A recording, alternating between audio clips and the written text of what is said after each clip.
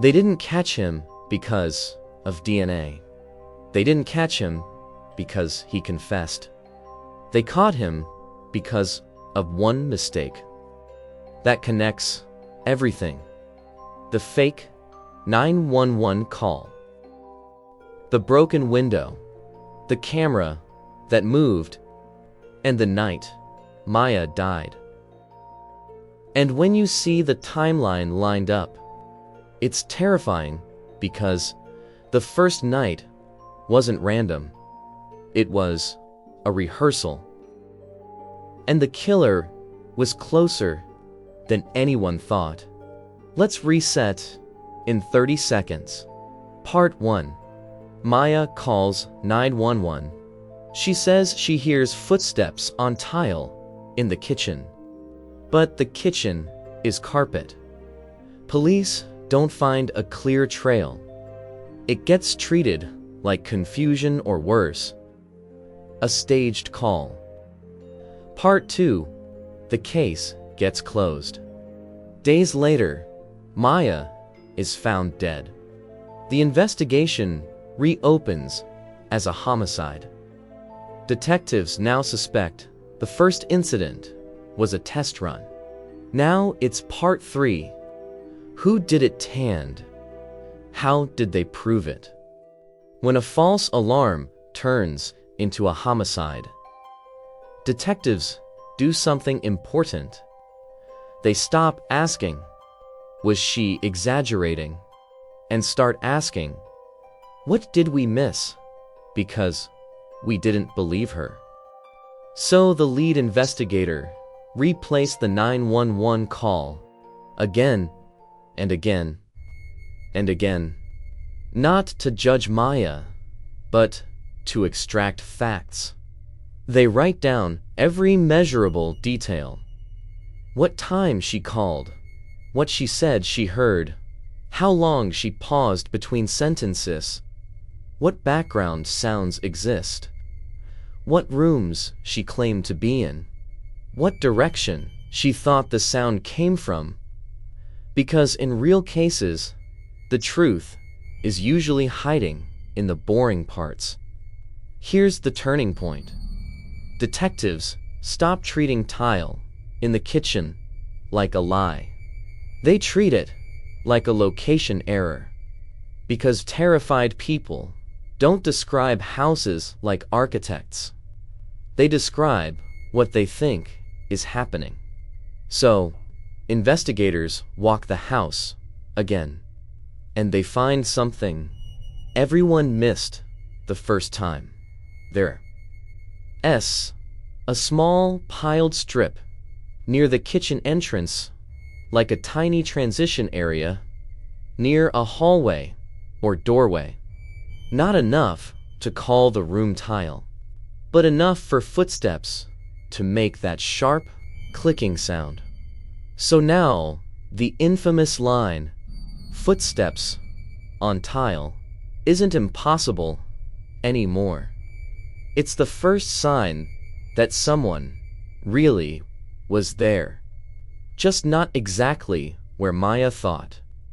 And that one adjustment changes the entire case. Now we build the timeline like detectives did, clean, simple, and brutal. Night 1, the fake call. Night, rehearsal. 11:40 p.m. Maya hears glass break. She calls 911 and stays in the bedroom. Police arrive quickly. Broken low window is found. No obvious trail inside. Case is downgraded, treated as likely misunderstanding.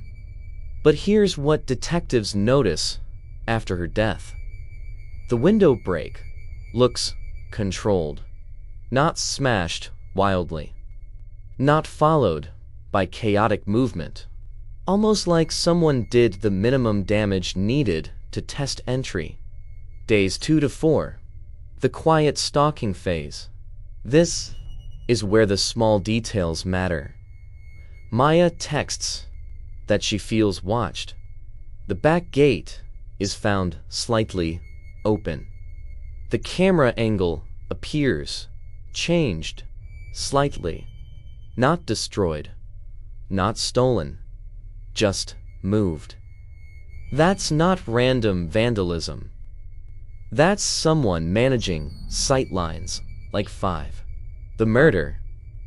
Maya doesn't show up. Front door is found unlocked. No dramatic, forced entry. That's the biggest difference. Night 1 has forced entry vibes. Night 5 has I got in without breaking anything vibes. And that usually points to one thing. The killer either had access or Maya opened the door. Detectives build 3 suspects because they need to test theories, not feelings. Suspect A, a random prowler, possible, but weak. Random prowlers don't usually do a rehearsal, adjust cameras, and return after police dismissed the victim. Suspect B, someone Maya, new ex, friend, co-worker, possible, but there's no clear contact, spike, or direct threats. Suspect C, someone with legitimate reason to be around the house. This is the scary one, because legitimate presence explains knowing the layout, approaching without raising alarms, returning calmly, getting close without triggering stranger danger. So, detectives ask a simple question. Who had an excuse to be near Maya's house without looking suspicious? And that's when they find the pattern. A neighbor. The killer is the neighbor. Not the loud, creepy neighbor. Not the obvious one. The helpful one. The one who waves. The one who notices the broken window and says something like, "Hey, if you need anything, I'm right here." Let's call him Ryan. Ryan lives close enough to see the backside of Maya's place, at least partially. Close enough to notice when police come, and close enough to know she's alone. And most importantly, close enough to learn her routine. After the first 911 call gets dismissed, Ryan realizes something. Maya's fear is now on record, but not taken seriously, so he escalates slowly. He doesn't rush. He tests. He adjusts her camera angle. He opens the gate just slightly. He wants her to feel unsafely, not safe enough to get help, because that's how control works. But none of this is proof yet. So how do detectives prove it? One word: timeline. Detectives go back to the cheap camera Maya installed. It didn't capture a clear face. It didn't catch the but it captured something better, a repeatable pattern. On one of the nights during the stalking phase, the camera records a shadow moving across the frame. At the exact moment, the angle shifts, not a full person, just enough to estimate height and movement speed. Now, here's the mistake. The shadow crosses the same spot on 2 different nights, night 3 and night 5. Same direction, same pacing, same pause. Meaning, the person wasn't wandering randomly. They were taking the same route. A route that makes sense only if you already know the property. Detectives map the route. And guess what property that route lines up with? Ryan's. Then they check something even simpler: vehicle presence.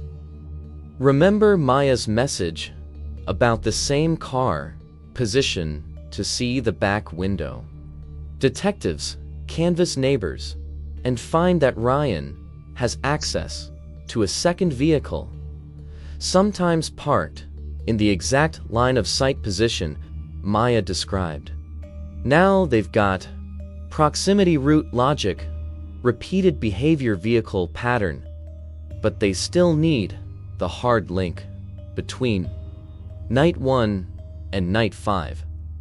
So they revisit the broken window evidence, and they notice something that feels tiny, but is huge. The glass pattern outside the window includes a partial shoe tread impression in dirt feint, easy to miss.